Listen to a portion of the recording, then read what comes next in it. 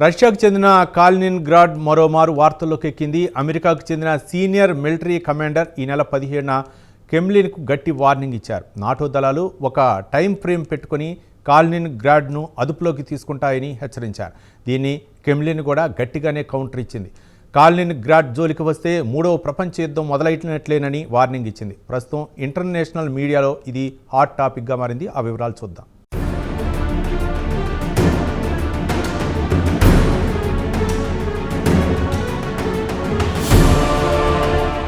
Russia Ukraine యుద్ధం కాస్త మూడవ ప్రపంచ యుద్ధానికి దారితీసే అవకాశం ఉందా? మొండివాడైన పుతిన్ను దారికి తెచ్చుకోవడానికి అటు అమెరికా, నాటో దళాలు కలిసి రష్యా అదుపులో ఉన్న కాలినిన్గ్రాడ్ను స్వాధీనం చేసుకోవాలనుకుంటున్నాయా? ఎందుకంటే రష్యా స్వాధీనంలో ఉన్న కాలినిన్గ్రాడ్ను నాటో దళాలు ఆక్రమించబోతున్నాయని అమెరికాకు చెందిన కమాండర్ జనరల్ క్రిస్ డొనాహ్యూ క్రెమ్లిన్ను హెచ్చరించారు. ఇక క్రిస్ విషయానికొస్తే ఆయన యూరోప్, ఆఫ్రికాకు కమాండర్ జనరల్గా వ్యవహరిస్తున్నారు. ఒకవేళ పుతిన్ ఉక్రెయిన్ను దాటి యూరప్ వైపునకు వస్తే నాటో దళాలు పుతిన్కు గట్టి బుద్ధి చెప్పాలని నిర్ణయించుకున్నాయి. ఇక ఫిబ్రవరి 24, 2022న రష్యా ఉక్రెయిన్పై పూర్తిస్థాయి యుద్ధాన్ని ప్రకటించింది. అప్పటి నుంచి నాటో సభ్య దేశాలు రష్యాపై పరోక్షంగా ఒత్తిడి తెస్తున్నాయి, ఉక్రెయిన్కు అండగా నిలుస్తున్నాయి. కాగా ఇటీవల కాలంలో అమెరికాతో పాటు నాటో సభ్యదేశాలు పుతిన్పై దాడులను పెంచడంతో పుతిన్ కూడా ఉక్రెయిన్ తర్వాత మీ అంతు చూస్తానని నాటో సభ్యదేశాలను హెచ్చరించాడు.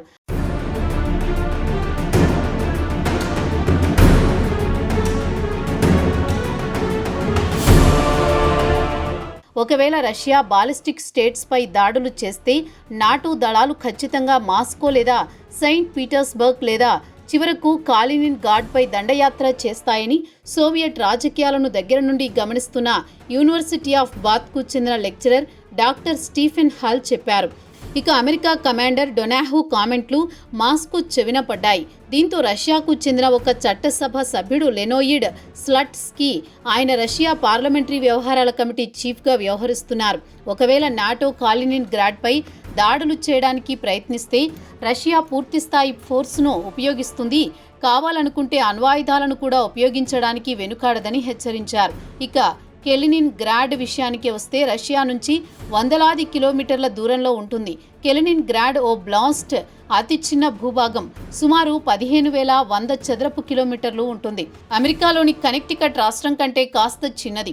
పోలాండ్, లిథువేనియా మధ్యన ఉంటుంది. వాస్తవానికి జర్మనీ నగరం కొనిగ్స్బర్గ్ దాని చుట్టుపక్కల ఏరియాలో ఉండేది. వరల్డ్ వార్ II తర్వాత సోవియట్ యూనియన్ స్వాధీనం చేసుకుని 1946లో ఆ ప్రాంతాన్ని కాలినిన్గ్రాడ్గా పేరు పెట్టుకుంది. బాల్టిక్ సముద్రం పశ్చిమ తీర ప్రాంతానికి ఆనుకుని ఉంటుంది. దీని రాజధానిని కాలినిన్గ్రాడ్గా పిలుస్తారు.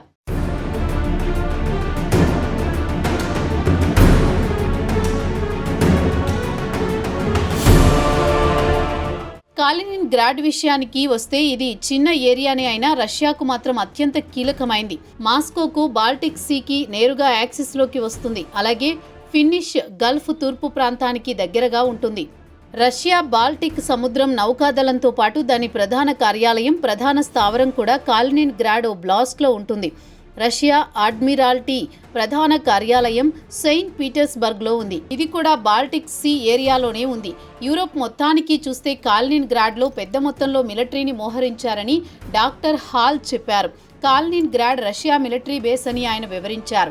ఇదిలా ఉండగా డిసెంబర్ 2023లో Carnegie Endowment for International Peace ఒక నివేదికలో ఇక్కడ ఆయుధాల విషయానికి వస్తే cruise missiles, surface to air missiles, nuclear weapons మాత్రం ఉంటాయి.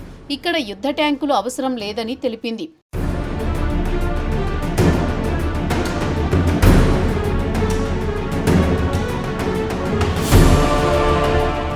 ఇక తరచూ మాస్కో నాటో సభ్యదేశాలపై అణ్వాయుధాలను ప్రయోగిస్తామని హెచ్చరిస్తూ ఉంటోంది. కాగా పోలిష్ విదేశాంగ మంత్రి రాడోస్లా సికోర్స్కీ ఏడాది జూన్లో రష్యా కాలినిన్గ్రాడ్లో సుమారు 100 న్యూక్లియర్ వార్హెడ్లను పలుచోట్ల స్టోర్ చేసి పెట్టిందని చెప్పారు. ఇదిలా ఉండగా మే నెలలో శాటిలైట్ ఇమేజ్లను బట్టి చూస్తే కాలినిన్ గ్రాడ్లో పలు మార్పులు కనిపించాయి. పలు చోట్ల కొత్త నిర్మాణాలు చేపట్టారు. 3 లేయర్ల ఫెన్సింగ్తో పాటు కొత్త బిల్డింగ్ల నిర్మాణంతో పాటు అడ్వాన్స్ కమ్యూనికేషన్స్ ఎక్విప్మెంట్ సమకూర్చి పెట్టుకున్నారని పోలిష్ విదేశాంగ మంత్రి వివరించారు.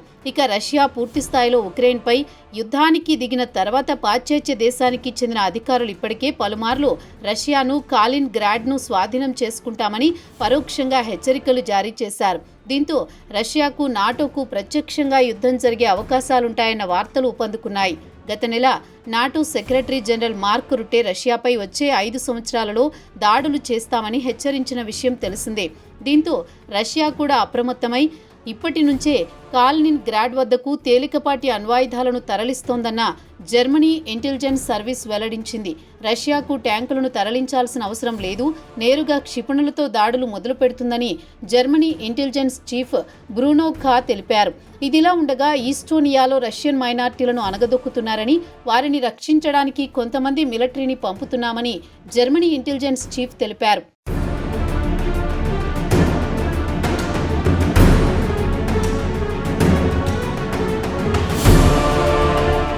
ప్రస్తుతం రష్యా నాటో సభ్య దేశాల మధ్య మాటల యుద్ధం మొదలైన నేపథ్యంలో నిపుణుల అంచనా ప్రకారం ఒకవేళ నాటో రష్యాల మధ్య యుద్ధం మొదలైతే కాలినిన్ గ్రాడ్ సెంటర్ పాయింట్ అవుతుందని చెబుతున్నారు. లేదా కాలినిన్ గ్రాడ్ ఓ బ్లాస్ట్ నుంచి బెలారస్ వరకు ఉండవచ్చునని చెబుతున్నారు. రష్యాకు మద్దతు తెలుపుతున్న బెలారస్, సువాల్కీ గాప్ కూడా కీలక పాయింట్లుగా మారవచ్చు. కాలినిన్ గ్రాడ్ విషయానికొస్తే పోలాండ్, లిథువేనియా సరిహద్దుల్లో పోలిష్ వైపున 40 కిలోమీటర్ల దూరంలో ఉంటుంది. అయితే పరిశీలకుల అంచనా ప్రకారం నాటో దళాలకు రష్యాను దారికి తెచ్చుకోవడానికి ఎక్కువ అవకాశాలున్నాయని చెబుతున్నారు. ముఖ్యంగా నాటో దళాలను కావాలనుకుంటే తేలికగానే కాలినిన్ గ్రాడ్ను స్వాధీనం చేసుకోవచ్చునని, నాటో దేశాల ప్రైమ్ టార్గెట్ మాత్రం ఖచ్చితంగా కాలినిన్ గ్రాడ్ అని డాక్టర్ హాల్ వివరించారు.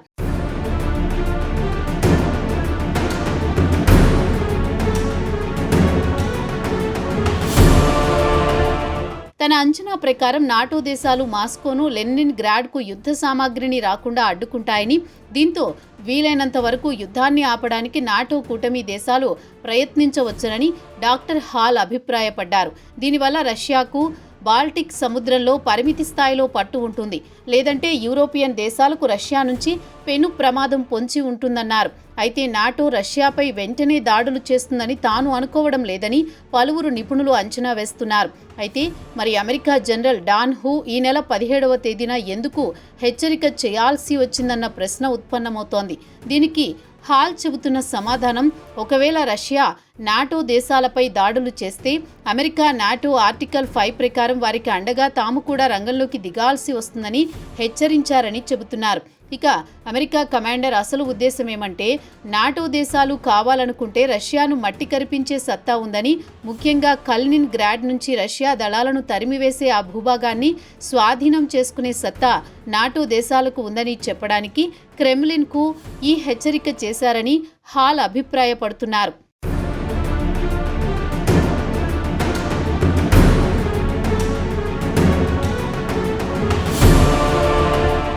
ఒకవేళ పుతిన్ నాటో దేశాలపై దాడులు చేస్తే అమెరికా వెంటనే స్పందిస్తుందని అమెరికా కమాండర్ హెచ్చరించినట్టయింది.